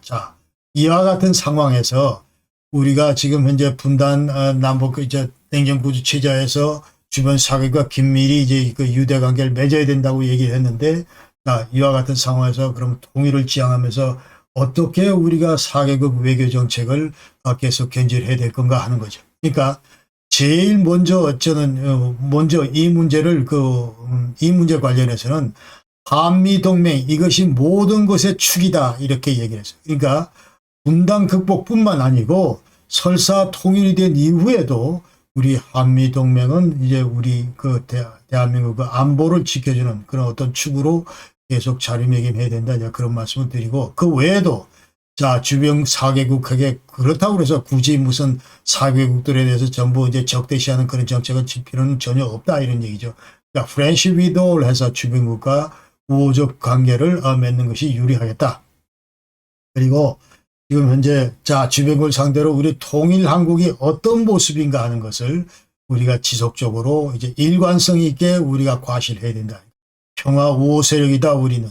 그 다음에 통일한국은 절대로 비핵화 절대로 핵무기 보유 안 한다 그런 얘기. 그다음 지금 현재 과거 통일 이전에 북한이 갖고 있던 그런 어떤 오명의 딱지 이런 것들을 전부 뗀다. 그러니까 핵 전부 버리고 테러 지원국, 핵 미사일 기술 뭐 수출국, 인권 탄압국 이런 그 오명의 딱지는 전부 제거를 한다. 그런 얘기고 그다음에 국제사회가 추구하고 있는 어떤 이런 보편적인 가치 이런 것들은 우리가 전부 그 구현을 하겠다. 그런 얘기입니다. 그러면서 국제세아대 책임도 이해하고 그다음에 품위 있는 국격을 갖춘 그런 국가라는 인식을 이제 전부 지속적으로 일관되게 그 고양을 시켜야 된다. 그리고 UN PKO나 재난구호, 저개발 국가에 대한 재정 지원 이런 것들을 적극적으로 해야 되고 그다음에 필요하다면 이제 한반도하고 중국 대륙 그 종단 철도 문제, 시베리아 철도망 연결하는 문제, 또 환경 이런 것들을 전부 조성을 해요. 자, 결론적으로 한반도 그 평화 통일 여건은 아직까지 모든 여건들이 충족되지 않은 그런 상태다. 그래서 북한 정권이 만약 지속적으로 지금 이와 같은 체제를 계속 유지하는 한 완전히 이런 평화 통일을 이룩할 수 있는 그런 여건은 이제 전혀 불가능할 것이다. 여건 달성은 불가능할 것이다. 이런 얘기를 할 수가 있습니다. 그러면서 평화 통일을 이루기 위해서는 무엇보다도 이제 북한이 비핵화 이것이 이루어져야 되고 그다음에 남북 간의 군사적 긴장 완화도 이루어져야 되고 북한이 민주국가로 변모해야 되고 정상국가로 변모해야 되고 그다음에 북한 사회가 이제 전부 북한 주민들이 한국 사회를 동경하는 그런 그다음에 온건 노선의 군부로 변화를 해야 된다. 이제 이런 얘기를. 그래서 현 시점은 이러한 상태가 이제 요원하기 때문에 현 시점은 냉전구조 해체 핵심 과제 해결하는데 주력하는 것이 맞다. 이제 그런 얘기를 드리겠습니다. 그러면서 아까 얘기대로 먼저 북한의 비핵화가 이루어지고 그 다음에 북한에 대해서 이제 대북 제재나 이런 것들이 해제가 되고 대북 경제 지원이 강화가 되고 그 다음에 북한의 미국과 일본과 수교가 이루어지고 그러고 나서 이제 남북 간의 군사적 긴장 완화 교류 협력이 강화되면서 이제 종전 선언이 이루어지고 평화 협정이 이루어지고 이런 것들이 전부 진행되면서 평화 체제에 진입하고 그다음에 통일로 이어간다. 그러나 동서도 간에는 그 통일 방안이라는 게 아예 없었습니다. 그러니까 아까 얘기대로 이제 독일 문제가 전적으로 국제화된 그런 문제이기 때문에 분단 당시에는 동서독이 우리 이런 방안으로 통일하자 이런 거를 감히 계획할 수 없었던 그런 상황이었다는 것이죠. 그래서 카이넨의 슈플라든 플랜에서 전혀 서랍에 들어있는 그런 어떤 플랜이 없었다. 이제 그런 얘기죠. 그럼에도 불구하고 우리 이제 한반도의 경우는 공식적인 통일 방안, 민족 공동체 통일 방안을 유지하는 것이 바람직하겠다. 이렇게 저는 개인적으로 생각합니다. 그래서 70년 이상 우리가 이제 분단 상태를 겪고 있기 때문에 이 치유를 위해서 교류 협력 기관이 반드시 필요하고 그다음에 장기간 군사 대치 기간을 거치고 있기 때문에 군사적인 신뢰 구축도 필요하고 그런 의미에서 이제 화해 협력하고 남북 연합하고 통일로 간다. 이것이 이제 바람직하다 이런 생각이 들고 그러나 한반도 독일은 그럼 언제 오느냐 하는 얘기는 남북 연합 단계 이제 민족 공동체 통일 방안 두 번째 남북 연합 말기 단계에서 남북 연합 말기 단계에서 남북 간의 합의에 의한 통일이든지 아니면 북한 급변 사태 이후에 한국에 흡수되는 예컨대 이제 독일식 모델로 통일되는 경우가 이제 바람직하다 이렇게 생각을 하고 그럼에도 불구하고 이제 지금 현재 우리는 적극적으로 통일 정책 추진이 필요하다. 만약 아닐 경우에 또 다른 분단 70년을 우리가 감내를 해야 된다 그런 말씀을 드리고 그래서 현 분단 관리 정책을 만약 고수할 경우에 한반도 분단이 이게 장기적으로 지속될 경우에 이것은 북한의 이제 중국의 예속화 이거를 이제 키울 수가 있는 그런 요인이 될 것이고 그러면서 자연스럽게 우리의 통일도 멀어질 수 있다. 그렇기 때문에 적극적으로 지금 현재 우리는 Unification Making Plan 해서 Unification Making Plan 해서 Unification 통일 만들기 정책 여기에 대해서 우리 정부는 적극적으로 고민을 해야 된다. 그런 말씀을 드리겠습니다. 그래서 지금 현 시점은 아까 얘기대로 북한이 지금 현재 통일 전략, 해남 적화 통일 전략 이런 것도 포기를 하지 않고 있고 그 다음에 군사적인 긴장도 지속되고 있고 북한이 핵무장하고 있는 상태이기 때문에 앞으로 이 시점에서 통일 지향을 하면서 이 대북정책 핵심 과제는 자, 먼저 북한의 그 레짐 체인지를 우리가 적극적으로 끌어내야 되고, 그러면서 신지도부가 등장했을 때 이제 비핵화하고 군사적 긴장 완화하고 교류 협력 강화하고, 그러면서 민족 공동체 기반을 그 확충하고, 자, 그러면서 그런다는 것이죠. 그러면서 현 시점에서 이제 바람직한 대북 정책은, 대북 전략은 먼저 정권 교체를 해야 된다. 이것이 대북 전략은 정권 교체를 한 다음에 그 다음에 체제 변화, 그러니까 자본주의 시장 경제 요소를 확대하고, 그 다음에 체제 전이, 그다음에 사회주의 경제 체제를 자본주의 그 시장 경제 체제로 전환시키고, 그리고 나서 체제 붕괴를 노리는 이와 같은 전략으로 우리가 일관을 해야 된다 말씀을 드리겠습니다. 자, 다음은 차기 정부가 대북 정책 수립 관련해서 당면 과제에 대해서 말씀드리면, 먼저 북한에 대해서 어떻게 비핵화를 적극적으로 설득할 수 있을지 여기에 대한 전략을 우리가 마련해야 되고, 두 번째는 한반도 평화 통일 구상, 이거를 다시 정립해야 됩니다. 그러니까 지금 현재 역대 정부, 이제 문재인 정부가 얘기했던 어떤 이런 평화 통일 이쪽 전략 자체는 완전히 엉터리였다 하는 것이죠. 그러니까 잔악계나 평화협정, 평화체제, 종전선언 이 얘기만 했는데, 자, 이 얘기는 한반도 그 안보 환경이나 통일, 여건에 전혀 맞지 않는 그런 내용이다 하는 것이죠. 그래서 다시 한번 우리가 가닥을 잡아야 될 거는 비핵화 먼저 하고, 군사적 긴장 완화하고, 그리고 나서 이제 교류 협력이 확대가 되고, 평화체제가 오고, 평화 통일 물꼬가 트인다. 이런 큰 컨셉 아래서 우리가 평화 통일 구상을 정립을 해야 된다. 그런 얘기입니다. 그래서 남북 평화협정 체결은 언제 오냐? 연합 단계에서 온다. 군사적인 긴장이 현저히 완화되는 남북 연합 단계에서 추진하는 것이 바람직하고, 그 다음에 그때 가서야 종전선언 이런 얘기를 해야 되고, 그 다음에 북한 사회가 계획개방되고 민주화되고 비핵화돼야 교류협력을 통해서 남북한이 공동성장 발판을 마련할 수 있다. 이런 컨셉을 우리가 반영시켜야 된다. 이 평화통일 구상에는. 그 다음에 한국하고 국제사회는 북한의 이성적인 지도부가 들어왔을 때, 평양에 완전히 이런 그 제2의 고르바초프가 들어왔을 때 비로소 들어올 때 이렇게 들어올 수 있도록 그런 여건을 우리가 조성하는데 서로 이제 초점을 맞춰 나가야 된다. 이런 얘기고. 자, 그 다음에 북한 그 남침에 따른 전면전 대비. 이것이 이제 언제 어떤 상황이 발생할지 모르기 때문에 차기 정부는 언제라도 북한 남침에 대비한 Fight Tonight 이 얘기는 지금 대비책은 반드시 갖춰야 되고, 전자권 조기 환수 중지해야 되고, 반드시 또 이 미국의 전술핵 재반입 이런 것들도 이제 서둘러야 된다는 말씀. 그 다음에 그러면 만약 차기 정부 대통령이 이제 남북 정상회담을 개최했을 경우에 이제 북한 지도부에 대해서 누가 될지 모르지만 어떤 얘기를 할 것인가. 이 문제에 관련해서는 먼저 한반도 통일은 우리 남북한 자결권으로 한다 이 얘기를 해야 되고, 그 다음에 지금 현재 우리가 냉전 체제에 갇혀 있기 때문에 이 냉전 체제에서 남북 문제는 이거 한반도 문제는 남북 문제이면서 동시에 이제 국제 문제다 이런 성격을 띠고 있음을 강조를 하고, 그 다음에 냉전 체제를 극복하기 위해서는 국제사회를 자극하는 어떠한 돌출 행위도 삼가해야 된다 이 얘기를 강조를 해야 되고, 그 다음에 주변국과 긴밀한 협력은 필수적이다 이런 얘기를 하면서, 또 국제사회가 너들 그 북한 인권 문제에 큰 관심 가지고 있고, 그 다음에 정치범 수용소를 반드시 해체해야 되고, 강제 송환의 북한 주민 처벌 이런 것들을 중지해야 되고, 또 국군 포로 생사 확인이나 그다음에 이산가능 상봉 이런 문제에 이제 관심 갖도록 촉구를 해야 되고, 그다음에 주한미군 자꾸 철수하라고 너들 얘기하는데, 주한미군 이게 통일 이후도 한반도 우리 안정에 기여할 수 있는 그런 팩터이기 때문에 계속 우리가 잘 관리를 할 필요가 있고, 그다음에 미중 전략적인 균형 달성 순환이 될 수 있기 때문에 주한미군에 대해서 그렇게 각을 세우지 말라 이제 이런 얘기를 지도부대로 해야 되고, 제일 중요한 거는 비핵화 없이는 모든 문제도 해결될 수 없다. 이런 얘기들을 우리가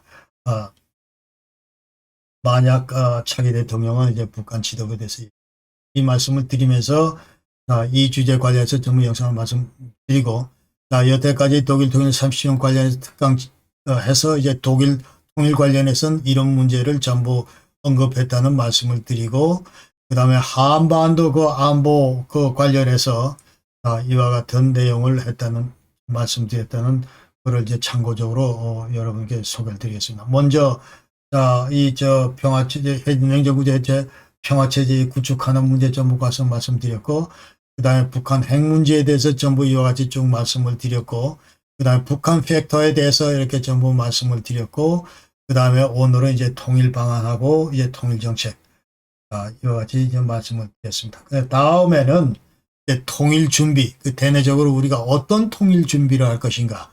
이 관련해서 첫 번째 그 통일 준비 과제로 아까 말씀드린 대로 이제 사회적 우리 양극화가 너무 심각하기 때문에 지금 남북 통일보다 더 심각한 것이 이 남한 내 이제 이 사회적 양극화, 이념적으로 우리가 지금 좀 양분돼 있고 또 경제적으로 전부 양분돼 있고 사회적으로 좀 양분화돼 있고 이와 같은 양분화된 사회를 어떻게 우리가 극복할 도대체 문제가 뭔가 왜 이처럼 전부 실타래처럼 얽혀 있는가 이런 문제들을 전부 짚어가면서 여기에 대한 우리의 그 준비사항 해법들에 대해서 여러분에게 말씀을 드리겠습니다. 장시간 여러분 경청해 주셔서 대단히 감사하고 해 들어서 첫 영상 너무 길고 딱딱한 주제 너무 죄송합니다. 이제 앞으로 얼마 안 남았습니다. 여러분 항상 건강하시고 올 새해 아까 얘기대로 여러분 소망, 희망 이거를 계속 키워나가는 그런 그 2022년 호랑이 기운을 받아서 여러분 헤쳐나가시길 바랍니다. 여러분 대단히 고맙습니다. 안녕히 계십시오.